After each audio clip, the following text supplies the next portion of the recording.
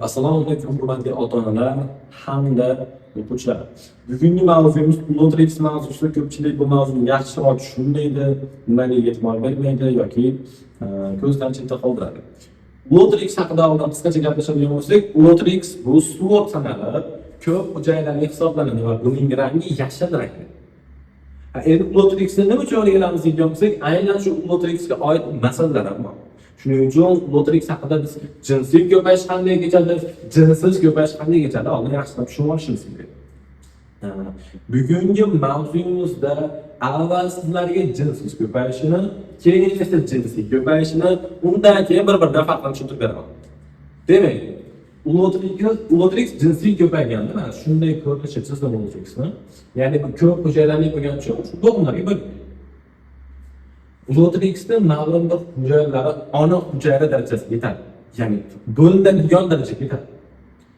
Va bitta hujayrasi mitoz usulida bo'linadi. Ya'ni 2 ta, 4 ta, 8 ta kabi bo'linadi. O'sha ona hujayraga yetgan. Va bu uchun bir dona Lotrix o'zi yetadi. Shuning uchun buni jinsiz deyapmiz-da. Shu bir dona o'zi yetadi. Va mana bu hujayralar bo'lsa, voyaga yetgandan keyin, bo'lingandan keyin ko'rinishga keladi. Ya'ni chetiga chiqarib, shuni chizib qo'yiladi. Shu hujayraga keladi va Lotriximizdan chiqib, ya'ni zoospora deb ataladi. Ya'ni mitoz usuli bo'linib, yangi Lotrixni hosil qilish uchun mana bu suvimiz bo'ladigan bo'lsa, mana tagini suvdan pastki qismini chizdim.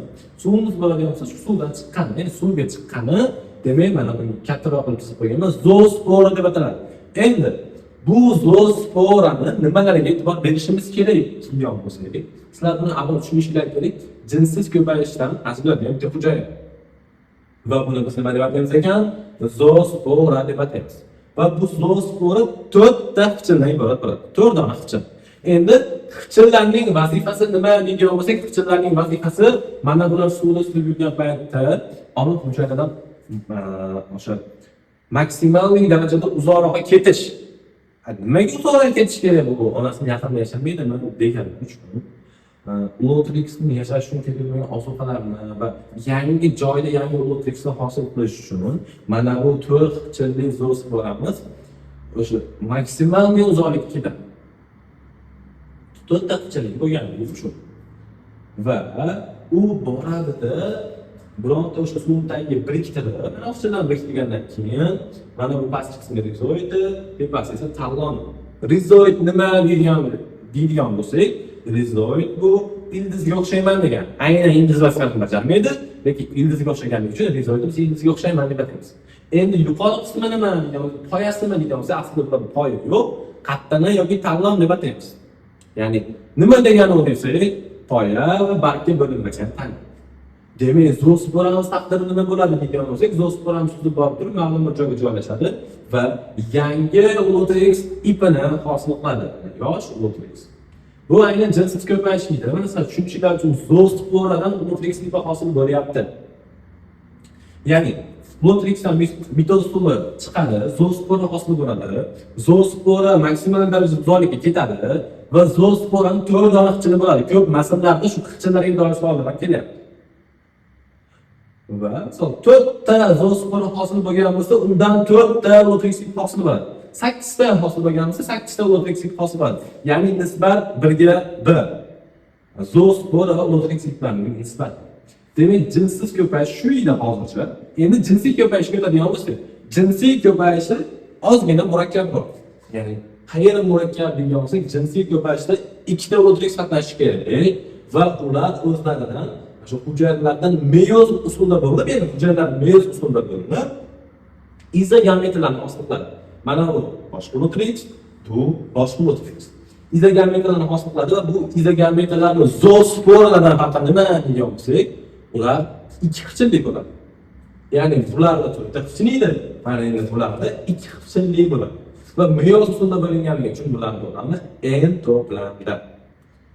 Endi izogametrlar hosil qildi. Xo'p, undan keyin nima bo'ladi degan bo'lsak, mana bu 2 ta izogametr o'zaro qo'shilish natijasida bitta 2 to'plamdagi zigota hosil bo'ladi.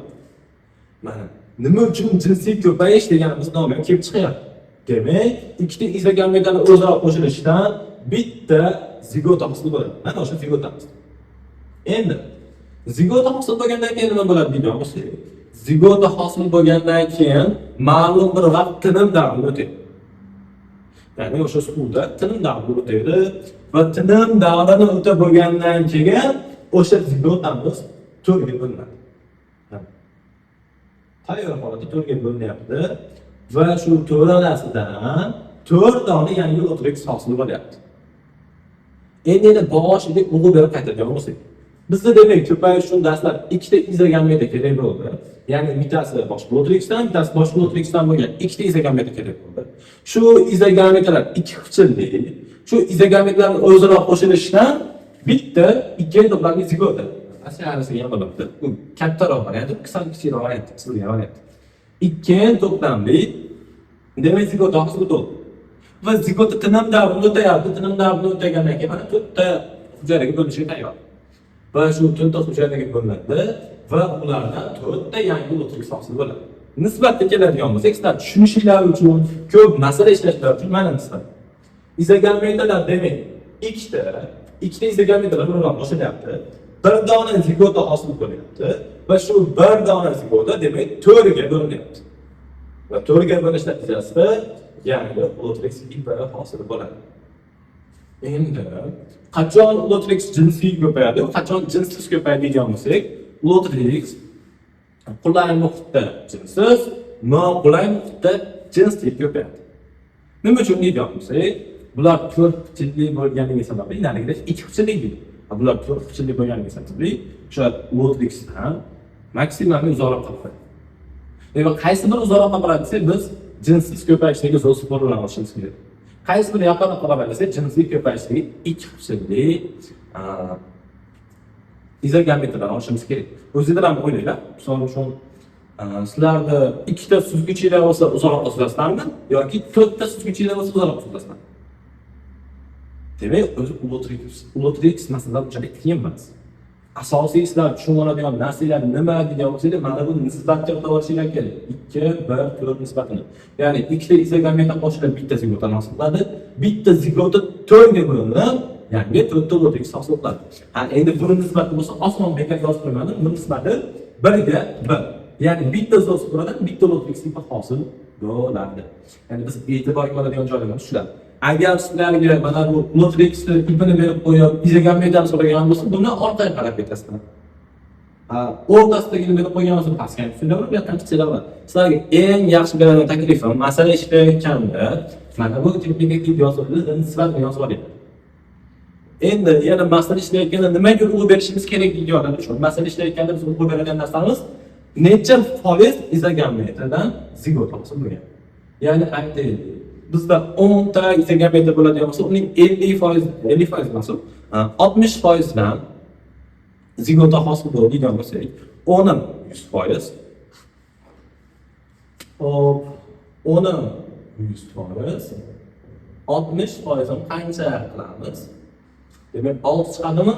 Biz mana bu nisbatga endi 6 ni qo'yib ketishimiz kerak, ya'ni foizga qarab qo'yib ketishimiz kerak. Hop, menimcha darsimiz hammaga tushunarli bo'ldi. Agarda yaxshi tushunmagan joylaringiz bo'lsa, biz urg'u berib aytib o'tib ketmagan joylarimiz bo'lsa, izohlarga yozib qolishingiz mumkin. Biz Telegram kanalimiz Faktorial Biologiya, YouTube kanalimiz Fayzulloh Biolog desanglar, albatta kelib chiqadi.